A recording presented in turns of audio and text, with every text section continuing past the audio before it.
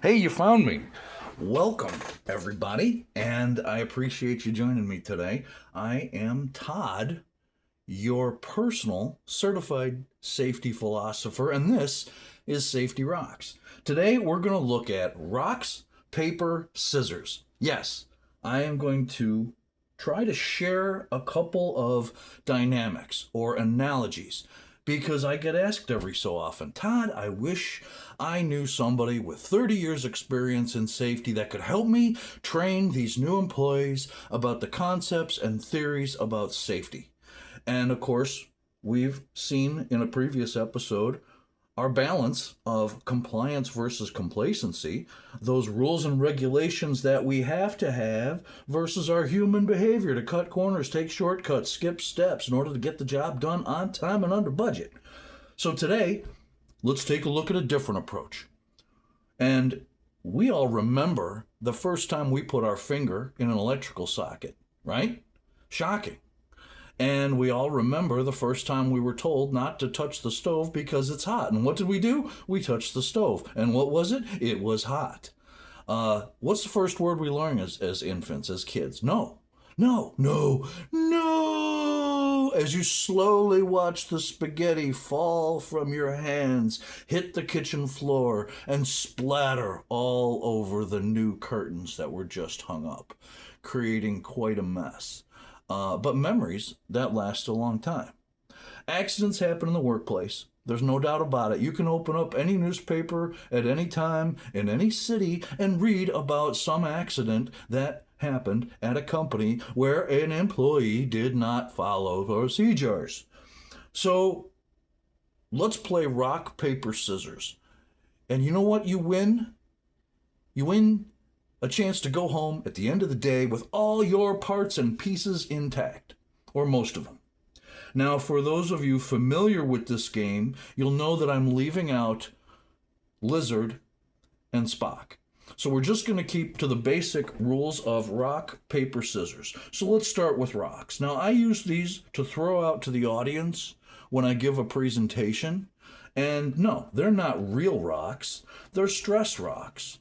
Because the theme of this episode, this series on this channel, is Safety Rocks. Remember our commitment to keep safe. R.O.C.K.S. And I gotta tell you, when you initially throw this at somebody and they think it's a real rock, their reaction is pretty funny. But OSHA does ask me not to actually hurt anybody during a presentation. So, why R.O.C.K.S? Well, three parts. Remember, learning from the past, not only the mistakes that we have made, but those who've gone before us. I was not present in the early 60s for the Mercury and Gemini and the Apollo space program, but I have researched it. I have studied it. I've seen the documentaries. I've even met several people when I lived in Houston that worked at Mission Control and in Cape Canaveral. Their dedication, their commitment, and the 250,000 other Americans that worked together during those years, during that decade, to take Kennedy's dream and make it a reality. Remembering is important to any safety program because if you're going to succeed, you need to learn from the past. We can look at examples going back as far as the Egyptians, moving a ton of stone from a quarry to the job site took effort. It took planning. The Titanic, in its building, 8 workers were killed in the building of the ship, not to mention the 1,500 souls that perished on its maiden voyage. If we look at in the most recent decades, accidents like Chernobyl or the Deepwater Horizon or a mine accident or a train derailment or a power plant, there are accidents happening. Yes, it's tragic. Yes, it's sad. Yes, we mourn and we grieve the loss. But at some point, we take the black armband off and we learn from those mistakes so that it doesn't happen again. So we remember the past, we learn from it. Now, the middle part is the OC, our commitment. It's not my commitment. It's not your commitment. It's us working together to use our training and watch out for each other and making that commitment so that every worker goes home at the end of the day with all their parts and pieces intact to what matters most. And I include that last part because it's not about the paycheck.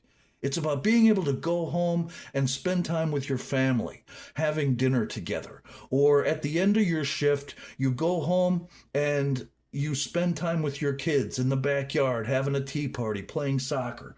Or maybe it's tarring the roof with your neighbor and having a cold beverage on the front porch in celebration of your success.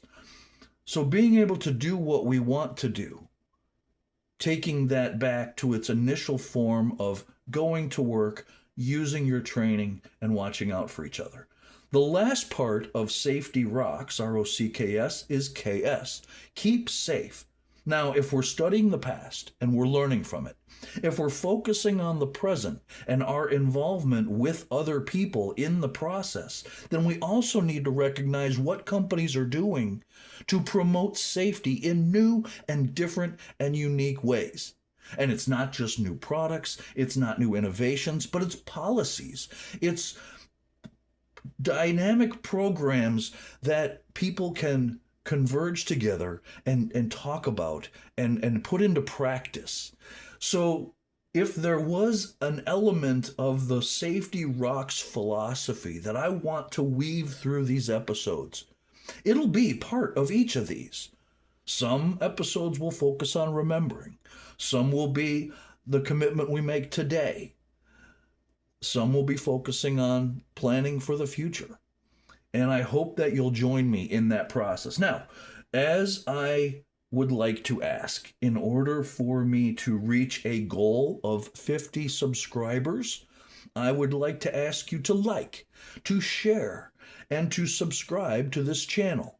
Now, if I get 50 subscribers over the next 3 to 4 episodes, I will personally eat 50 lima beans. Now, why do I want to eat lima beans? I don't want to eat lima beans. I hate lima beans. I detest them. You ask anybody who really knows me, I will scoop them out of my vegetable soup. I will not push them to the side of the plate. I will push them off to the side of the plate. And second only to strawberries, which I have a beef about, and I'll discuss that with the original manufacturer when I get a chance to speak with them. Lima beans are the dirge, the non-necessary vegetable. But if we get to 50 subscribers, I will, on camera, eat 50 of them. You have my word. So, I'll put that out there. So we're playing with rocks.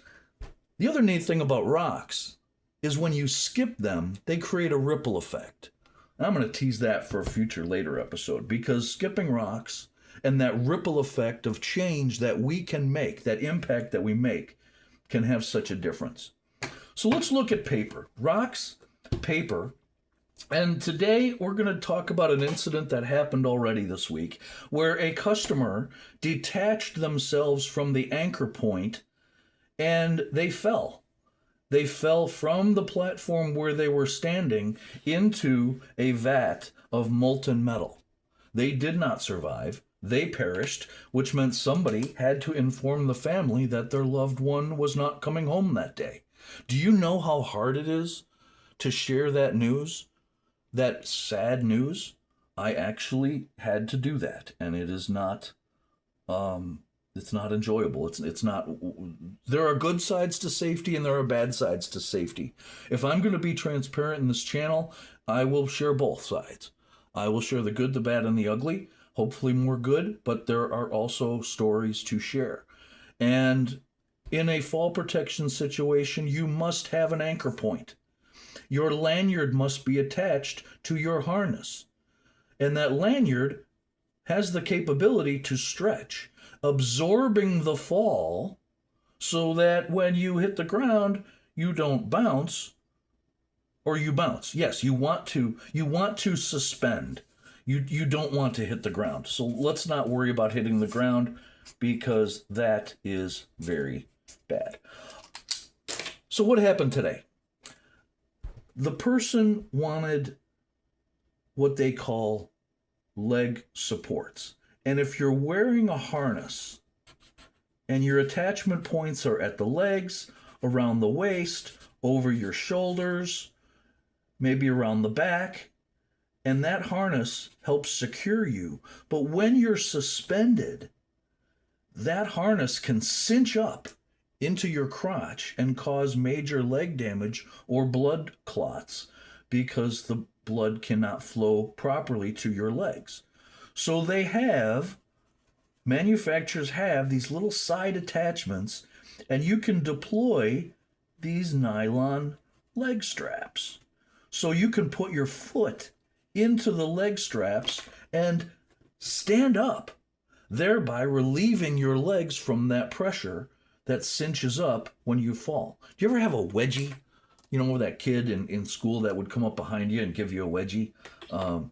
Or skydiving, when you pull your chute open and your harness kind of gets sucked up into your body. So those leg straps help relieve pressure. And things happened.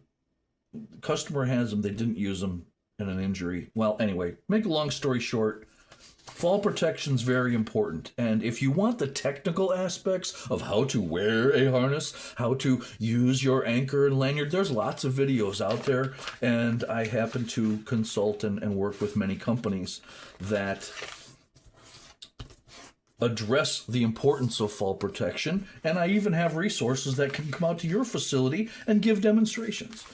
So putting yourself in somebody else's shoes is a big part of preventing accidents. And again, telling stories, remembering our commitment to keep safe. So we talked about rocks, we talked about paper. Now let's talk about scissors. And if you cut a piece of paper like this, let's take this and let's just give it a little snip. Imagine that paper, which you saw started out as a brand new, fresh, clean sheet of paper. Kind of like that.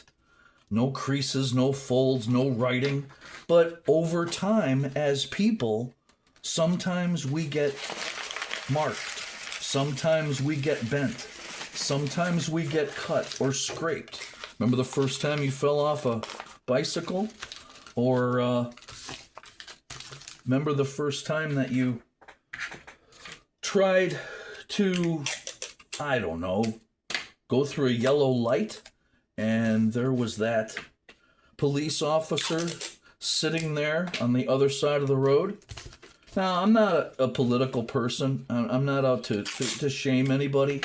But OSHA is kind of like the police officer patrolling, making sure our streets are safe.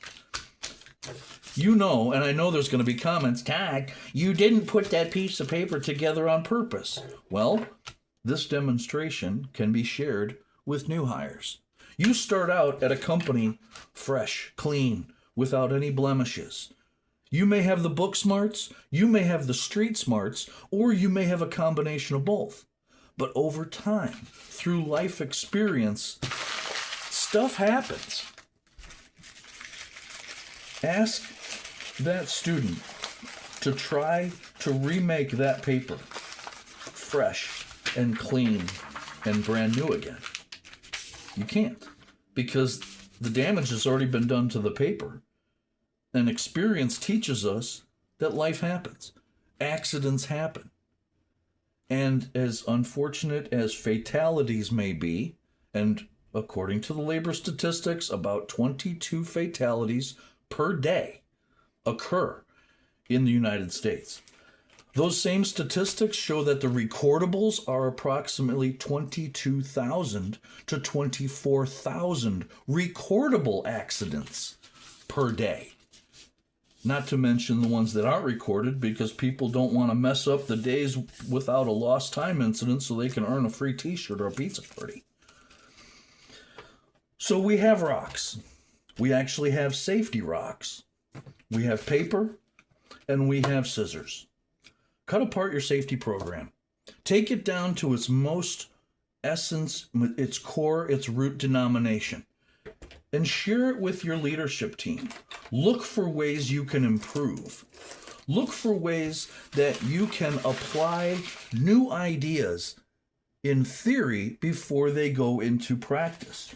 Where are hazards in your workplace? Is it chemical? Is it machinery? Is it something that could cause a trip hazard? You know, I have my OSHA audits that I used when I did site surveys, and it'd be kind of cool to share those. I may come up with a creative way to share those. But heck, even Lego has safety glasses. And safety glasses are best worn on top of your head, right? No, they're actually best worn over your eyes. Even their climbing minifigure has a safety harness and safety glasses. Some have coffee cups, some have butcher knives. That's a story for another time. Thank you very much for joining me today. I hope you found something interesting in one of these dynamics that you can share with your company or with your own family. Because remembering our commitment to keep safe is a vital part of the entire safety process. Thanks for the opportunity to share these ideas with you today, and together we can use our training, watch out for each other, because together we're going to save the world, one accident at a time. My name's Todd. I'm your personal safety philosopher. Thank you for watching. We'll catch you next time.